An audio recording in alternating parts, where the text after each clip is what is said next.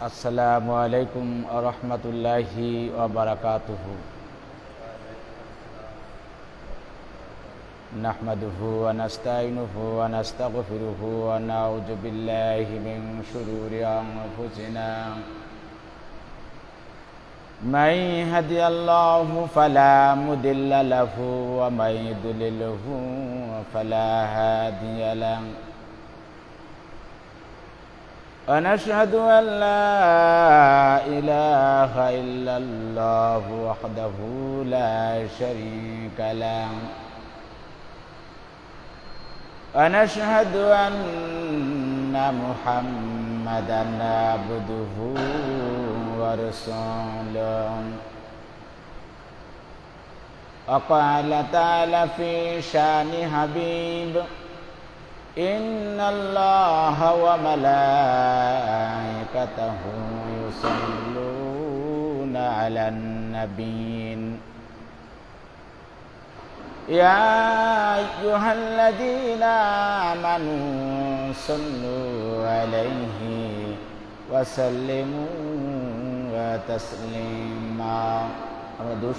اللهم صل على محمد وعلى آل محمد كما صليت على إبراهيم وعلى آل إبراهيم إنك حميد مجيد. اللهم بارك على محمد وعلى آل محمد كما باركت على إبراهيم وعلى آل إبراهيم إنك حميد مجيد. আলহামদুলিল্লাহ, সমস্ত প্রশংসা সেই মহান রব্বুল আলামিনের, যে মহান রব্বুল আলামিন আপনাদেরকে এবং আমাকে সপ্তাহের শ্রেষ্ঠ দিন জুমার দিন, জুমার প্রথম ভাগে মসজিদে আসবার, বসবার, কিছু আলোচনা করার এবং কিছু আলোচনা শোনার যে তৌফিক দান করলেন, এজন্য আমরা শুকরিয়া আদায় করি, বলি আলহামদুলিল্লাহ। সমস্যা?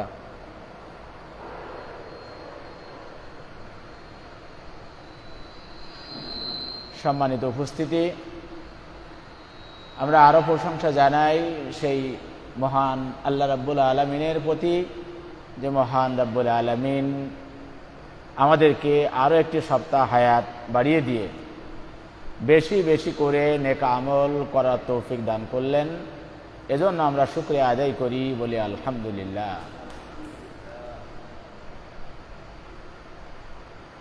আজ আমরা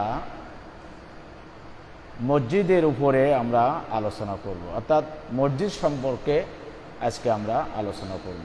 আমাদের আজকে আলোচনার বিষয় হচ্ছে মসজিদ। তো আলোচনার শুরুতে আমি বলতে চাই যে মসজিদ আসলে কি, এটা হচ্ছে আগে আমাদের জানা দরকার যে মসজিদটা কি। উত্তর হচ্ছে যে মসজিদ অর্থ হচ্ছে সিজদা করা জায়গা, শাব্দিক অর্থ যে সিজদা করা জায়গা, অর্থাৎ যেখানে আমরা দৈনন্দিন 5 ওয়াক্ত এবং জুমার নামাজ আমরা যেখানে আদায় করি, সেই জায়গাকে বলা হয় মসজিদ।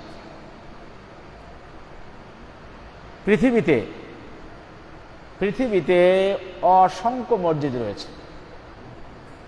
আমাদের বাংলাদেশেও প্রায় 2 লক্ষর বেশি মসজিদ রয়েছে, 2 লাখের বেশি মসজিদ রয়েছে।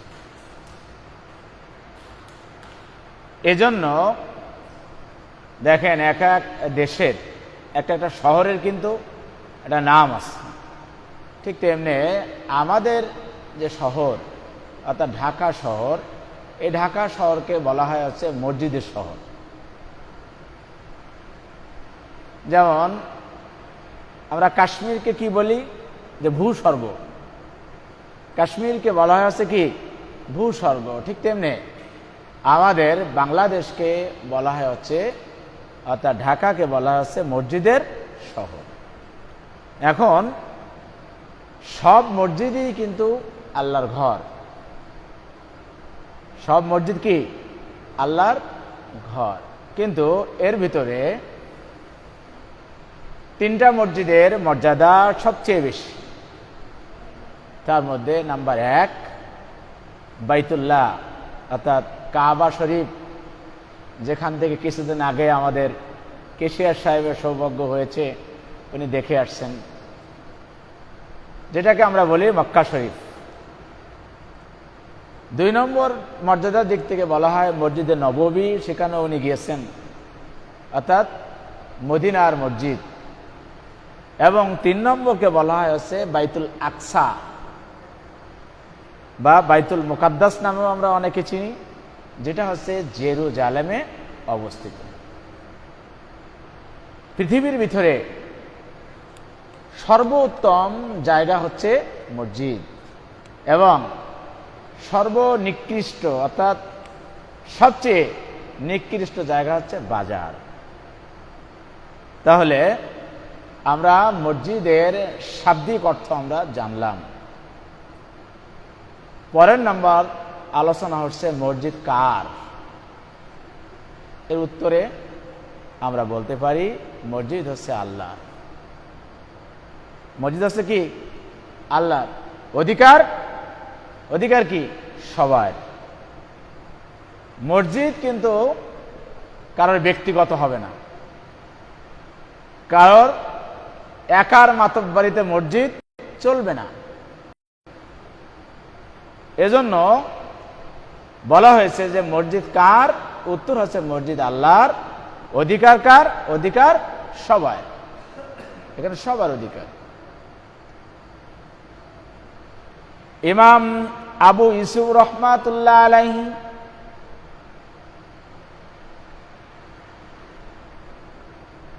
ইনি হচ্ছে ইমাম আবু হানিফা রহমাতুল্লাহ আলাইহির প্রথম সারির একজন ছাত্র। ইমাম আবু হানিফা রহমাতুল্লাহ আলাইহি একদিন রাস্তা দিয়ে যাচ্ছেন, দেখে একটা বাচ্চা কাপড় ধোয়ার কাজ করছে, অর্থাৎ ধোপা। আমরা আমাদের কাপড় যারা ধুয়ে দেয় তাদেরকে আমরা কি বলি? ধোপা বলি। ধোপার কাজ করছে এবং আবু হানিফা রহমাতুল্লাহ আলাইহি ছেলেটিকে ডাকলেন। এই যে আমাদের ইমরান ভাইয়ের মতো এরকম ছোট অবস্থায়, বলা হয়েছে ছোট অবস্থায়, তাকে ডাকলেন, কাছে ডাকলেন। কাছে ডাকার পরে জিজ্ঞেস করছে যে এই বাবাজি, তুমি কাপড় ধুচ্ছ কেন এত অল্প বয়সে? বলছে হুজুর, আমাদের সংসারে তো অভাব, আমাদের সংসার চলে না, তাই আমার মা আমাকে এই ধোপার কাজের জন্য এখানে নিয়োগ দিয়েছে। বলে তুমি প্রতিদিন বেতন পাও কত?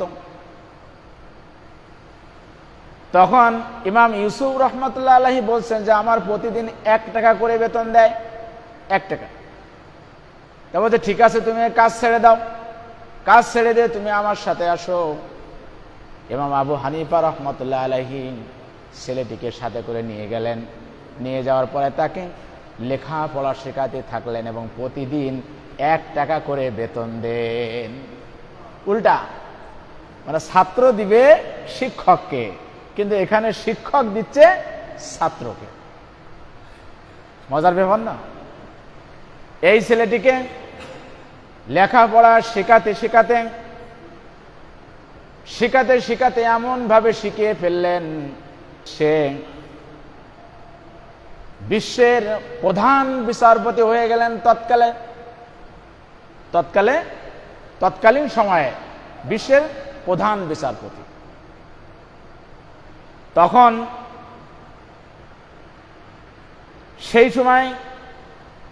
সেই সময়কার শাসক ছিলেন যিনি, তার নাম হচ্ছে বাদশাহ হারুন আর রশিদ। তো বাদশাহ হারুন আর রশিদ একদিন তার স্ত্রীকে বললেন রাগের মাথায় যে তুমি আমার এই রাজ্য থেকে, যদি সূর্য ডোবার আগেই যদি তুমি এই রাজ্য থেকে তুমি সরে না যাও, এই রাজ্য থেকে যদি তুমি বিদায় না নাও, তাহলে আমি তোমাকে তালাক দিয়ে দিব। রাগের মাথায় বলছে। আমরা তো রাগের মাথায় যখন সংসারে ঝগড়াঝাটি হয় অনেক কথা বলি, যখন ওনার মাথা ঠান্ডা হয়ে গেছে, উনি তখন বলছে, আমি কি বলে ফেললাম, কি করে আমার স্ত্রী আমার রাজ্য থেকে কি করে সূর্য ডোবার আগে সে বিদায় নিবে? এটা তো সম্ভব না, কারণ তৎকালীন সময় তো হেলিকপ্টার ছিল না, রকেট ছিল না, কোনো উন্নত মানের যানবাহন ছিল না। সেই যানবাহনে চড়ে সে রাজ্য ত্যাগ করে চলে যাবে? সম্ভব? সম্ভব না, সম্ভব না। এই জন্য সেই সময়কার প্রধান যে বিচারপতি, এই বিচারপতি হচ্ছে ইমাম আবু ইউসুফ রহমাতুল্লাহ আলাইহি। বাদশাহ তখন আবু ইউসুফ রহমাতুল্লাহ আলাইহির শরণাপন্ন হলেন। শরণাপন্ন হওয়ার পরে মাসলা জিজ্ঞাসা করলেন, কি করা যায়, কি করে আমার স্ত্রীর এই তালাককে ঠেকানো যায়, আমি তো ভুল করে ফেলছি। তখন এই প্রধান বিচারপতি ইমাম আবু ইউসুফ রহমাতুল্লাহ আলাইহি বললেন যে, বাদশার স্ত্রীকে মসজিদের ভিতরে ঢুকাই দাও। সুবহানাল্লাহ।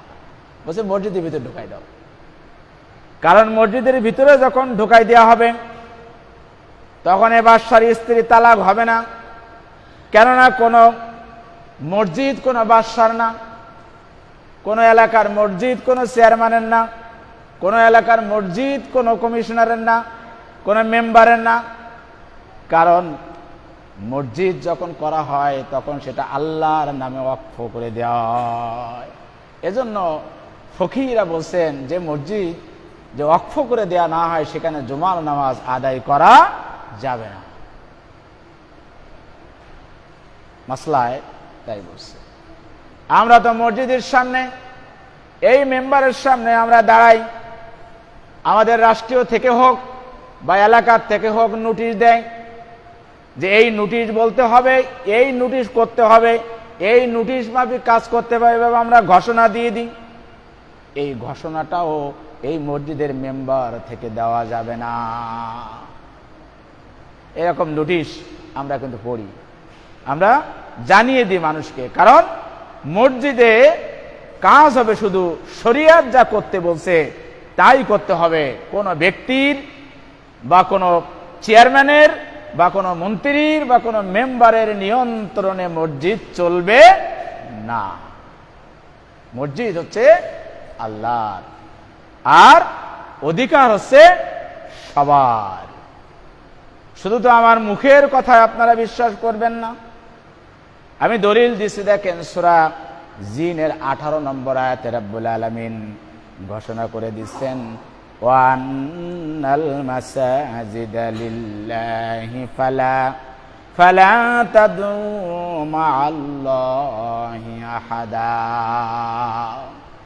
বলা হচ্ছে ওয়ান্নাল মাসাজিদা, নিশ্চয় মসজিদ আছে, লিল্লাহি আল্লাহর জন্য, ফালা তাদউ মাআল্লাহ আহাদা, সেখানে এক আল্লাহর কথা চলবে, এক আল্লাহর সেখানে আইন চলবে, সেখানে আর কোনো আইন চলবে না, আর কোনো কথা চলবে না, আর কোনো ঘোষণা সেখান থেকে দেওয়া যাবে না, আর কোনো নোটিশ সেখান থেকে দেওয়া যাবে না। সেখানে শুধু শরিয়ত সম্মত যে কাজগুলো শরিয়ত করতে বলছে, যে কাজগুলো শরিয়তে আছে, শুধুমাত্র সেই কাজগুলো এই মসজিদ থেকে নিয়ন্ত্রণ করা হবে। আল্লাহ তাআলা বলে দিলেন। কারণ মসজিদ যখন করছেন তখন সেটা আল্লাহর নামে ওয়াকফ করে দেয়া হয়ে গেছে, ওই জায়গাটা আর কারোর মালিকানা থাকে না। ধরেন আমাদের এই মসজিদটা যে করছে সে কিন্তু ওয়াকফ করে দিছে, যদি ওয়াকফ করে এখনো না দিয়ে থাকে তাহলে বুঝবেন এখানেও জুমার নামাজের সমস্যা হবে। কারণ মসজিদ হচ্ছে ওয়াকফ করে দিতে হবে, যেখানে মসজিদ করুন না কেন সেটা আল্লাহর নামে সেটা ওয়াকফ করে দিতে হবে, আল্লাহর নামে সেটা দিয়ে দিতে হবে। এখন যদি মনে করেন যে এই এলাকায় একটা ছোট্ট মসজিদ, কিন্তু মসজিদের লোক সংখ্যা বেশি, সেখানে নামাজ পড়া যায় না, জুমার নামাজে জায়গা হয় না, এবং আশেপাশে মসজিদ সম্প্রসারণ করার মতো কোনো জায়গা নাই, উপরে যে আপনি দোতলা দিবেন, 3 তলা দিবেন, তাও দেওয়া সম্ভব হচ্ছে না। কারণ হয়তো উপরে মসজিদের উপর দিয়ে হয়তো কারেন্টের তার চলে গেছে, অথবা হয়তো মসজিদটা যখন তৈরি করা হয়েছে দোতলা করার মতো মসজিদের ভিতটা করা হয় নাই, এমতো অবস্থায় আপনি কি করবেন? এমতো অবস্থায় মাসালা হচ্ছে, আপনি যখন মসজিদটা অন্য কোনো জায়গায় নিয়ে যাবেন, তখন এই বর্তমান মসজিদটা এটাকে বাউন্ডারি দিয়ে, এটাকে ঘেরা দিয়ে, এটাকে ওয়াল দিয়ে রেখে দিতে হবে। কিয়ামত পর্যন্ত এটা অন্য কোনো কাজে ব্যবহার করা যাবে না। এটাই হচ্ছে মাসালা। অন্য কোনো কাজে আপনি এই জায়গাটা আর ব্যবহার করতে পারবেন না। এখন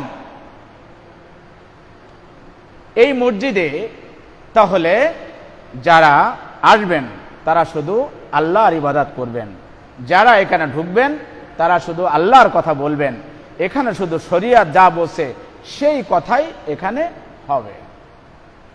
এবার আল্লাহর নবী করিম সাল্লাল্লাহু আলাইহি ওয়াসাল্লাম একদিন নামাজ পড়ার পরে মুনাজাত বলছেন, হে আল্লাহ, মসজিদের প্রথম সারিতে যারা নামাজ পড়ে তাদেরকে আপনি ক্ষমা করে দিন।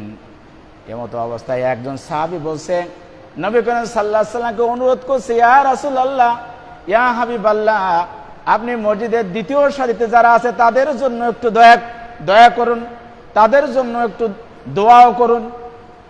নবী করিম সাল্লাল্লাহু আলাইহি ওয়াসাল্লাম তখনও বলছে, ইয়া আল্লাহ, মসজিদের প্রথম সারিতে যারা দাঁড়ায় তাদেরকে আপনি ক্ষমা করুন। এভাবে উনি তৃতীয়বার এই কথা বললেন। চতুর্থবারে যে উনি বললেন যে আল্লাহ, মসজিদের দ্বিতীয় সারিতে যারা দাঁড়ায় তাদেরকেও আপনি ক্ষমা করে দিন। এ দ্বারা এ কথাটা বলার অর্থ হচ্ছে যে মসজিদে যারা আগে আসবেন তারা সামনের কাতারে বসবেন, যারা আগে আসবেন তারা কোথায় বসবেন? সামনের কাতারে বসবেন। কারণ সামনের কাতারে বসলে যে কত সওয়াব, এইটা যদি আমরা জানতাম তাহলে যাদের হাত নাই পা নাই তারা শুধু সামনের কাতারের এই ফজিলত নেওয়ার জন্য হামাগুড়ি দিয়ে এসে সামনের কাতারে বসতেন। অথচ দেখেন, আপনারাও তো দেখেন সামনের কাতার খালি, পিছনে বসছেন। সামনের কাতারের ফজিলত সম্পর্কে আল্লাহ রাসূল বলছেন যে এক ব্যক্তি এবং তার সাথে তার উস্তাদ রয়েছে বা তার পীর সাহেব রয়েছে বা হয়তো তার মালিক রয়েছে, পথের মধ্যে তাদের দুইজনের কারোর উযু নাই, কিন্তু উযু করার মতো পানি আছে মাত্র একজন হবে, মানে একজন উযু করতে পারবে, দুইজন উযু করতে পারবে না। দুইজন উযু করার মতো পানি নাই। আমি মর্যাদার জন্য বলছি।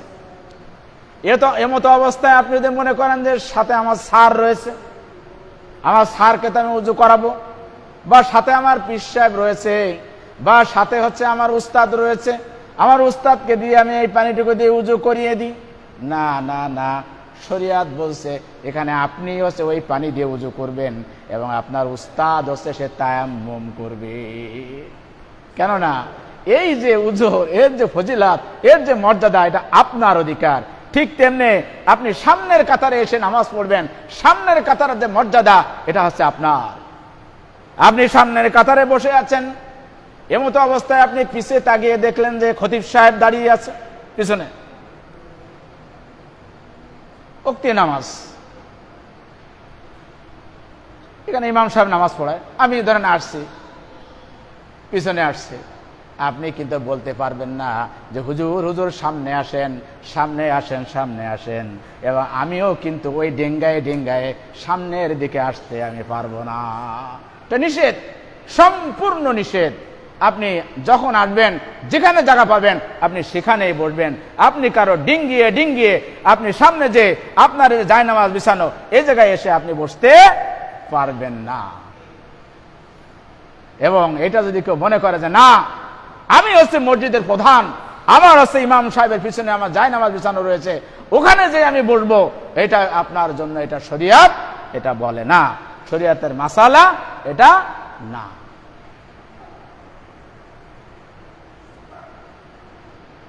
এখন পরের প্রশ্ন হচ্ছে যে এই মসজিদ কবে থেকে শুরু হলো? আমরা এই যে মসজিদ যে আমরা বানিয়ে যে আমরা নামাজ পড়ি, এই মসজিদটা শুরু হয়েছে কবে থেকে? এটা মহান রব্বুল আলামিন পবিত্র কালামে পাকের সূরা আল ইমরানের ৯৬ নম্বর আয়াতে রব্বুল আলামিন বলে দিয়েছেন, ইন্না আউওয়ালা বাইতিন উদিয়া লিন্নাসি লাল্লাযী বিবাক্কাতান। আল্লাহ রাব্বুল আলামিন পৃথিবীতে মানুষ সৃষ্টির আগেও এই পৃথিবীতে প্রথম যে ঘরটা তিনি তৈরি করলেন সেই ঘরটা হচ্ছে মসজিদ, আর সেই ঘরটা হচ্ছে মক্কা শরীফে বানানো হয়েছে।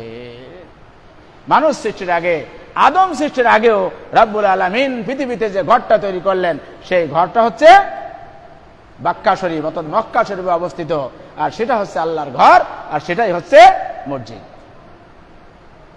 এজন্য মসজিদ কারোর ব্যক্তিগত সম্পত্তি নয়, মসজিদ কোনো ব্যক্তির নয়, মসজিদ কোনো ব্যক্তির প্রভাবে চলবে না, কারণ মসজিদ হচ্ছে আল্লাহর, অধিকার হচ্ছে সবাই। আল্লাহ রাব্বুল আলামিন মানুষকে সৃষ্টি করার আগে তিনি মসজিদ সৃষ্টি করলেন, তারপর তিনি মানুষ সৃষ্টি করলেন। সাপোজ যদি আপনাকে বলা হয় আপনি এখানে একটা ফ্যাক্টরি তৈরি করবেন, কিন্তু আপনি ফ্যাক্টরি তৈরি করার আগেই কি আপনি সেখানে কর্মীকে নিয়োগ দিবেন কিনা? দিবেন না, কারণ আপনি ফ্যাক্টরি তৈরি করবেন, তারপর আপনি সেই ফ্যাক্টরিতে কাজ করার জন্য আপনি সেখানে কর্মী নিয়োগ দিবেন। এজন্য রব্বুল আলামিন আমাদেরকে সৃষ্টি করার আগেই তিনি মসজিদ সৃষ্টি করলেন, কেননা আমরা সৃষ্টি করার পরে আমরা যেখানে ইবাদত করব সেই ইবাদতের জায়গাটা রব্বুল আলামিন আমাদের জন্য আগে তৈরি করে দিলেন। আর আল্লাহ রাব্বুল আলামিন আমাদেরকে কি জন্য তৈরি করলেন সেটাও রব্বুল আলামিন পবিত্র কালামে পাকের সূরা আল জারিয়াতের 56 নম্বর আয়াতে ঘোষণা করে দিয়েছেন, আমাদের জন্য কোট করে দিয়েছেন। রব্বুল আলামিন বলেন, ওয়ামা খালাকতুল জিন্না ওয়াল ইনসা ইল্লা লিয়াবুদুন। আমি মানুষকে সৃষ্টি করেছি এবং জিন জাতিকে সৃষ্টি করেছি, তারা একমাত্র কেবলমাত্র শুধুমাত্র তারা আমার ইবাদত করবে, তারা একমাত্র আল্লাহর ইবাদত করবে, একমাত্র আল্লাহর গোলামি করবে। সেজন্য আমি মানুষকে আমি সৃষ্টি করেছি।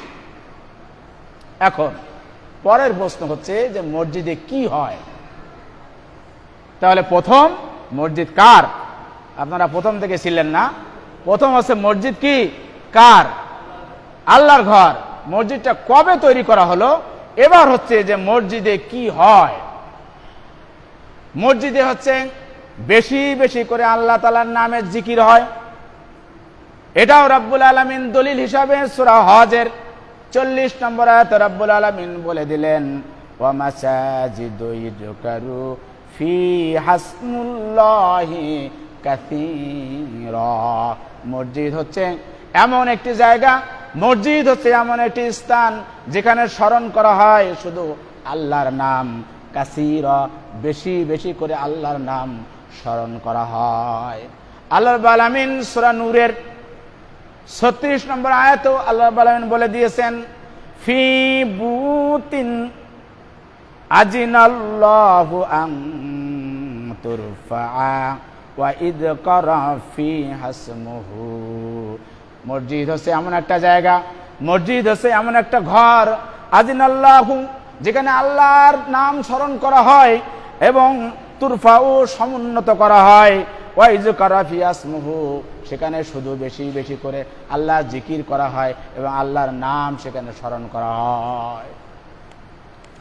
এরপরে দেখেন যে মসজিদে কিভাবে আল্লাহর নাম স্মরণ করা হচ্ছে। দেখেন যারা আমরা মসজিদে আসি, মসজিদে দেখেন মসজিদের একটা আদব রয়েছে। যখন আমি মসজিদে ঢুকছি, পাক পবিত্র অবস্থায় কিন্তু মসজিদে ঢুকছি, অপবিত্র অবস্থায় কিন্তু কেউ মসজিদে ঢোকে না। এবং মসজিদে যখন ঢুকবেন আপনি প্রথমে ডাইন পাটা আপনি মসজিদের ভিতরে দিবেন, দেওয়ার পরে আপনি মসজিদে ঢোকার একটা দোয়া আছে, আপনি সে দোয়াটা পড়বেন, আল্লাহুম্মা ইফতাহ লি আবওয়াবা রাহমাতিক। এই দোয়াটা পড়ে আপনি মসজিদে ঢুকবেন। মসজিদের মেম্বারে দেখবেন, এই যে মসজিদের মেম্বারের সামনে যখন নির্বাচনের সময় চলে আসে, শুধু আমাদের মসজিদ না, সমস্ত মসজিদে দেখবেন নির্বাচনের আগে আগে যারা নির্বাচনে দাঁড়াবে তারা কিন্তু একজন ইমাম সাহেবের চেয়েও মাথায় বেশি সময় তারা টুপি দিয়ে রাখে, বেশি সময় তারা টুপি দিয়ে রাখে এবং বেশি সময় ধরে তারা মসজিদে যায়। এমনকি জানাজাও পড়ে, অনেক জানাজা পড়ে কিন্তু উজুও করে না, কিন্তু জানাজা পড়তে চলে যায় এবং মসজিদেও আসবে, মাথায় টুপি দিয়ে এই মেম্বারের সামনে দাঁড়াবে, দাঁড়িয়ে বলবে যে আমি আপনাদের কাছে আমি শুধু দোয়ার জন্য আমি দাঁড়িয়েছি। আসলে কি দোয়ার জন্য দাঁড়াইছে? না, সে তো ভোট চাওয়ার জন্য দাঁড়াইছে, সে তো দোয়ার জন্য দাঁড়ায় নাই। এইখান থেকে এই রকম কথা, এইখান থেকে এইটা প্রচার করা যাবে না।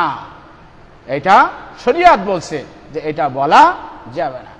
উদাহরণস্বরূপ বলা যায়, দেখেন আপনি আমি সবাই আমরা আজকে বাজারে গিয়েছি, বাজারে কিন্তু আমরা যে দেখতে পেয়েছি ভিক্ষুক, দেখবেন ভিক্ষুক কি করে, অনেক ভিক্ষুক শুধু বলতে থাকে আল্লাহ আল্লাহ আল্লাহ আল্লাহ, অনেকে বলে কি লা ইলাহা ইল্লাল্লাহ।